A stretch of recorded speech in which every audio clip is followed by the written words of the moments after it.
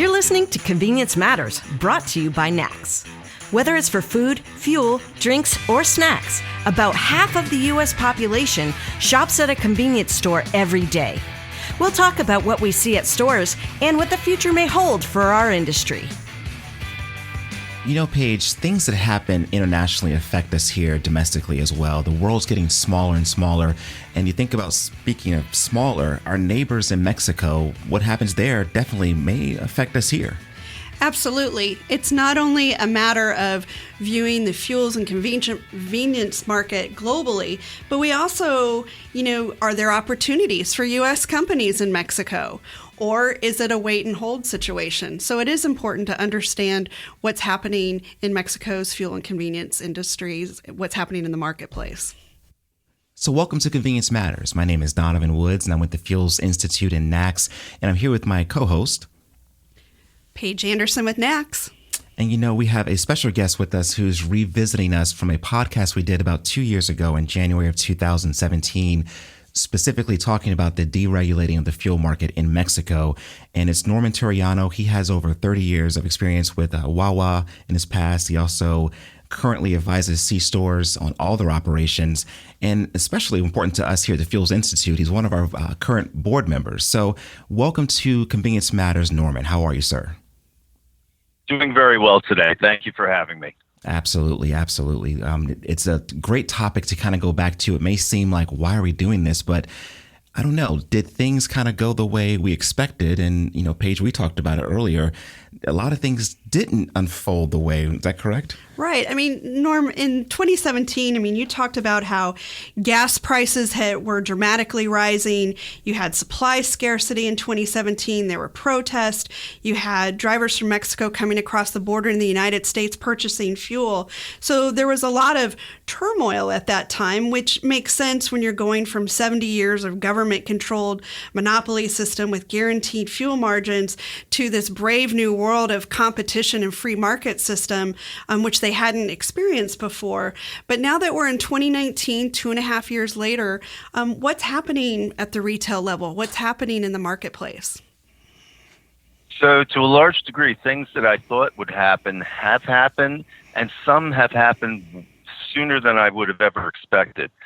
Gasoline prices at the retail level have continued to increase. However, consumers have gotten used to them and have largely accepted it because they haven't seen anything in terms of a big spike as they did in 2017. It's been more of a slow creep. The landscape has completely changed. We now have chains that are operating C-stores, and I believe I spoke previously that in most cases, they were separate operations. Somebody would rent out a convenience store on their site while they pumped gas, or vice versa. What we've seen is the entry of OXXO, which is owned by FEMSA. And for those who don't know, they are the biggest operator of convenience stores and the biggest bottler of Coca-Cola in all of Mexico. They've entered the gasoline universe in a similar way that Wawa did, just being a convenience store and then going into gasoline. And then 7-Eleven has made a major splash, opening a mixture of gasoline and stores under the brand name Petro 7 or Petro Siete, depending on who you talk to. So that's greatly changed. I predicted that price sign manufacturers would have a great opportunity, and I've seen that come to fruition. 80% plus of the stations that are operating now, especially those that have become branded. And by branded, I would say traditional branding as we understood 30 years ago being Exxon, Mobil, Shell, and non-traditional branding as we see today, such as Sheetz, Quick Trip, and Wawa. So you have brands such as that. I predicted back then that you would see more accurate sales of liters. I may have indicated that oftentimes liters may not have been accurate, which sometimes could have generated extra profit for individual retailers. So that, in a nutshell, is a broad brush of what I'm seeing today. Can we go back to, you were talking about convenience stores versus fuel retailing, and you had talked about how, consumers really viewed them as two separate entities and not necessarily together. With U.S. companies and other global companies coming in and increasing and combining that fuel and food component, are you seeing consumer behavior, you're in Mexico, accepting that connection of food and fuel? That's interesting, Paige. I really haven't seen any behavioral change. I still see them as almost completely separate shopping occasions. I would say if I had to estimate, 5% of your fuel customers go into the store, which is significantly lower than what we have in the United States. But I think as people are more comfortable that their fueling experience is accurate and safe, more and more of them will walk into the store and make an additional purchase. You mentioned safe, and I think looking back to how you viewed it in our last podcast in 2017, you said people were sometimes not getting all the fuel they're supposed to get. There were other additives, maybe even water, things like that, or just whatever was added to the fuel that they weren't sure if they were getting the right stuff. They didn't know if it was being refined as it should be.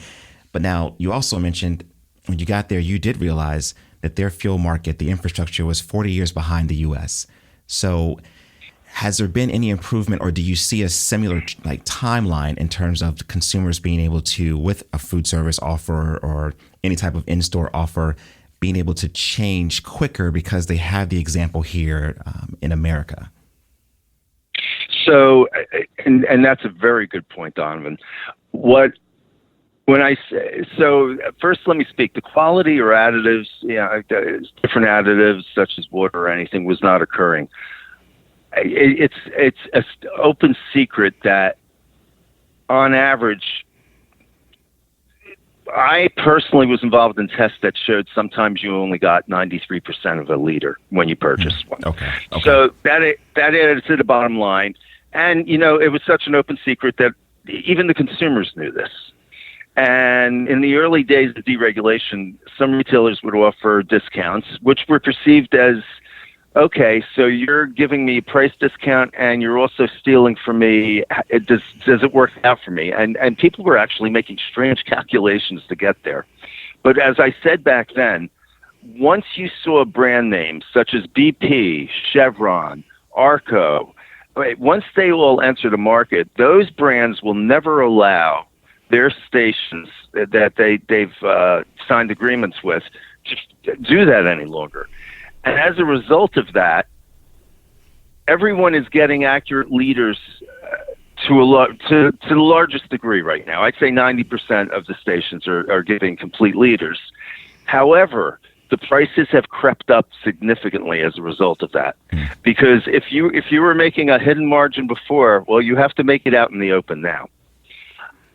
So, and I don't think I answered your original question. What was that again? No, I think I probably threw you off when I said there was water in the fuel tank. And I think what I should have said from your quote in 2017, they were watering down the product itself in terms of the quality, which I think saying it that way might help you refocus a little better. How about that?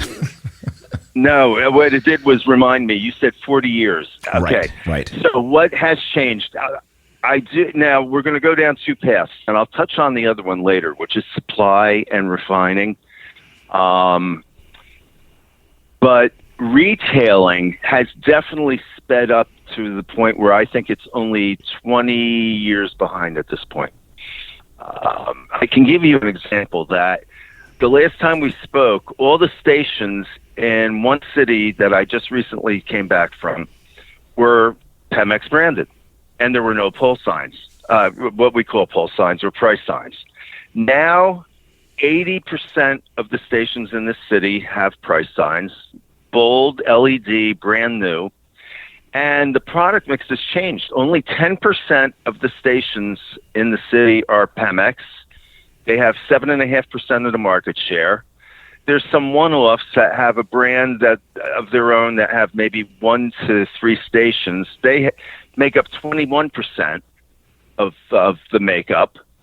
And then almost 70% are what we would call branded or non-traditional branded. Again, brands that you'll find down there would be OXO, Petro 7. There's an independent called Renda Chicas. So that has like 100 stations, and they're well known. They've created their own brand, similar to how Wawa and Sheetz have done. And they have 75% of the market share. Wow. So I expected this to change over 5 years. I'm stunned that it's exactly 2.5 years since we last spoke, and it's changed this much already. So Norman, on price signs, in the United States, we talk about how, consumers will drive an extra few blocks if they can save a few cents. And that's the advantage of having these price signs out on the street. And we're seeing an increase. Obviously, you had predicted that there would be more price signs as we move forward, and that has taken place. Are you seeing similar consumer behaviors in terms of, I know the prices are have been steadily spiking over time, but are you seeing more competition with the prices or competitive pricing, and are consumers adjusting where they go based on price? Or is it too soon to tell?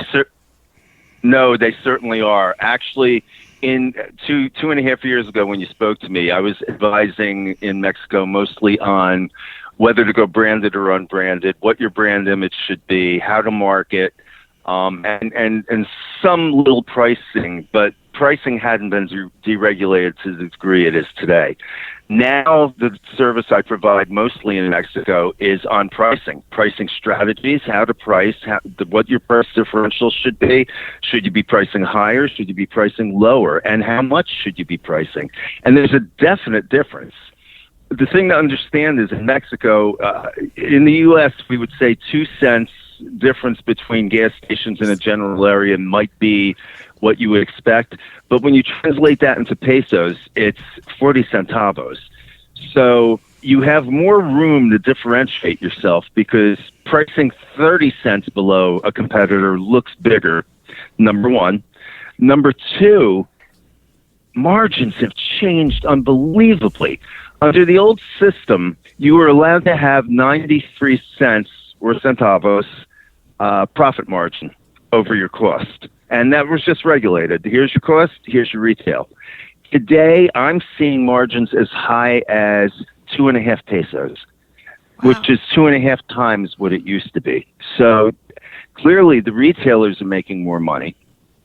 Unless, well, let's say if they were selling complete liters, they're making more money. If they were selling incomplete, they may be making just as much. But there's definitely much more room, and my experience with what I'm doing down there now is similar to what I did at Wawa, which is analyze competition, markets, conditions, and determine what prices are appropriate for your brand. Sure. Well, we've been discussing sort of the retail landscape. Maybe we can jump into what's been happening on the supply side of things. Back in 2017, I believe Mexico was importing roughly 53% of its fuel sources. Obviously, it is a top 10 producer globally. So it is an international player on the supply side. It's been noted that there's some shortages on the refinery capacity side. What's happening now? Are we talking about oil? Yes. Correct. Okay. So production is still way down. In 2004, they were doing 3.4 million barrels per day.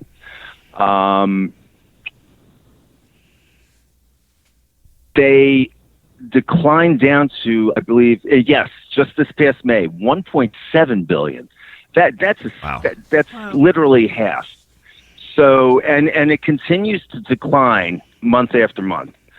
The latest 5-year plan for Pemex, which is still Mexican state-owned, is to increase oil production levels to 2.7 million barrels per day by the end of 2024, which, by the way, is the end of current President Obrador's elected term. Interesting fact. And they're looking to put all of that investment in new oil projects that are going to primarily be done in areas that are established. It's not new exploration, but it's going to be in established onshore and nearshore areas rather than, deep water areas or other areas which would be more expensive. But, my thought on all that is great, but it doesn't address the issue of refinery conditions. They're currently running at 35% capacity, which is unbelievable. Yeah. And the current plan is to increase it up to 70% through maintenance. However, they've made no real dollar commitment. Obrador is planning a $7.4 billion cash injection for Pemex over the next 3 years to achieve its goals. But here's the catch. Much of it's going towards the oil production in the areas I've previously spoke about, and more than half is going towards a new refinery project right now that they've been working on. Wow. Two final questions for you, Norman, before we go. Is what's happening in Mexico in the marketplace still relevant? Does it still have as much of an impact on the U.S. marketplace as it currently does? And are there still opportunities for U.S. retailers, manufacturers, and other industry-wide entities for us?